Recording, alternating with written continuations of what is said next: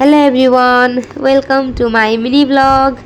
आज चाहिँ हामी जाँदैछौँ इटैया मन्दिर। म चाहिँ रेडी भइसकेँ, चुराहरू मेहन्दी लाएर म आज इटैया मन्दिर जानको लागि एकदम एक्साइटेड थिएँ। बाइक र स्कुटीमा हामी जाँदैछौँ र मेरो साथीहरू पनि हामी सँगै जाँदैछौँ। हामी चाहिँ म, पापा, भाइ र हाम्रो स्कुलको साथीहरू, मिल्ने साथीहरू भएर इटैया जाँदैछौँ। इटैया जाने बाटो चाहिँ हामी बाटोमै छौँ। बाटोमा जाँदै गर्दा बाटो अलिकति खराब पनि थियो, हजुरहरूले हेर्न सक्नुहुन्छ। इटैया चाहिँ पञ्चमुखी शिवलिङ्ग रहेको छ र त्यहाँ एकदम मानिएको शिवजीको ठुलो मन्दिर छ र हामी अन द वे टु इटैया छौँ। यहाँ चाहिँ अन्जु म्यामले भिडियो बनाइराख्नु भएको छ हाम्रो।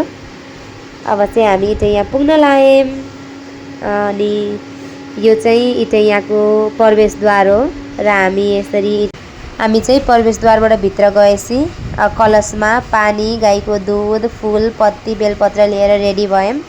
त्यसपछि हामी लाग्यौँ लाइन लाग्न अनि हामी लाइनमा बसिरहेका थियौँ। एकदम भिड थियो, आज शनिबारको दिन भए पनि एकदम भिड थियो। सोमबार झन् लास्टै भिड हुन्छ यहाँनिर। हामी चाहिँ लाइन लाग्यौँ, लाइनमा थियौँ। त्यसपछि अगाडि हजुरहरूले हेर्न सक्नुहुन्छ हाम्रो मन्दिर। भित्र जाने भए कति भिड थियो। यो चाहिँ इटैयाको मेन शिवजीको मन्दिर हो। यस मन्दिरभित्र चाहिँ आफै उत्पन्न भएको शिवजीको मूर्ति छ। यो चाहिँ एकदम मानिने शिवजीको मन्दिर हो र यहाँ प्रत्येक वर्ष साउनमा एकदम भिड हुन्छ र हामी पूजा गरेर भ्याएपछि लाग्यौँ मेला घुम्न।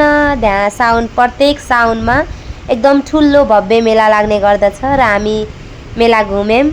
मेला घुमेपछि सामान किन्न मन लागेको सामानहरू किन्यौँ, नत्र भए यत्तिकै मेलाहरू घुम्यौँ, नास्ता खायौँ, रमाइलो गऱ्यौँ। फर्स्ट टाइम म यसरी साथीहरूसँग मन्दिर गएँ, एकदम रमाइलो भयो। त्यसपछि हामी इटैया मेला घुमेर हामी घरतिर फर्क्यौँ। आजको हाम्रो दिन यसरी नै बित्यो हाम्रो साथीहरूसँग अनि यसरी हामी घर फर्क्यौँ। Thank you for watching.